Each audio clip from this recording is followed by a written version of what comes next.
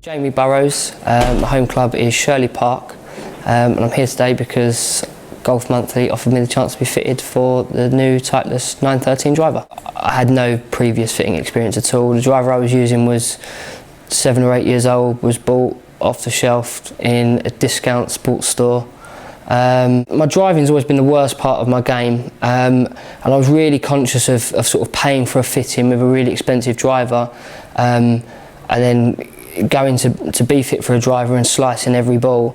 I don't know, in my mind there's very little that could be done, and I'd still end up walking away with a few £100 off a driver that I couldn't hit any better than what I already had.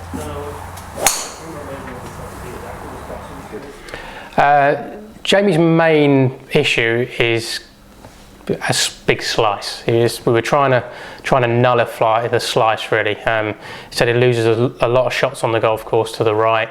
Has to reload and quite a few times, so that was our main aim. Obviously if we gained some distance in the process, great, but it was really about getting some consistency. He's in a relatively old driver in 10.5 degrees. Because Jamie cuts the ball a lot, he tends to have quite a lot of spin, so we were trying to cut that down a little bit. We put him into a 913 D2 10.5 to start off with a Phenom 50 shaft in regular flex. It's a little straighter. He lost the odd one to the right, but the spin was down a fraction and was quite consistent. He hit a few more fairways than he does with his current gamer. And then we tried the 12.5 degree in a slightly different setting to give it a slightly different look. Put it into B2, so making it a little bit stronger in the loft and upright to help cut out some of the slice. And this worked really well. Jamie's poor shot all of a sudden was more of a pull to the left rather than the big hefty slice, and the dispersion was very tight while keeping some good distance. We had a couple that were longer than his gamer, but in general we were very, very close distance wise to his current club, but dispersion wise was a whole lot better. I tend to find that people who slice the ball is probably the most difficult fit because they tend to be low launch and high spin. And that's more of normally a swing fault than a poor fitting. But you can always find something, you know, that you can help them keep the golf ball on the golf course a bit more often.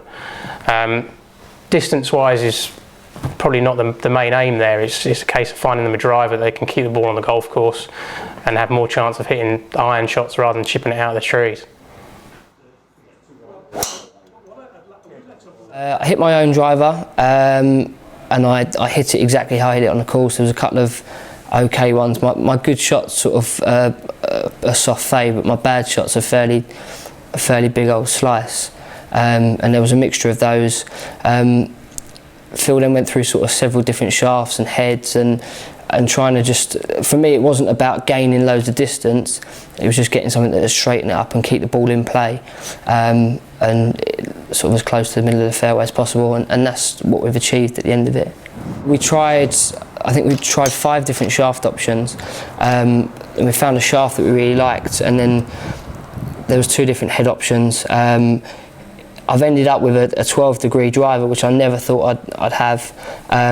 That face has been opened up and it's brought the loft down to 11.25, and the stats are much better than what they were, and it's straight pretty much every time. Like I said, the driving for me is the worst part of my game. It cost me a lot of shots, and I stand on the tee a lot sort of thinking I'm going to block this right and put it in trouble.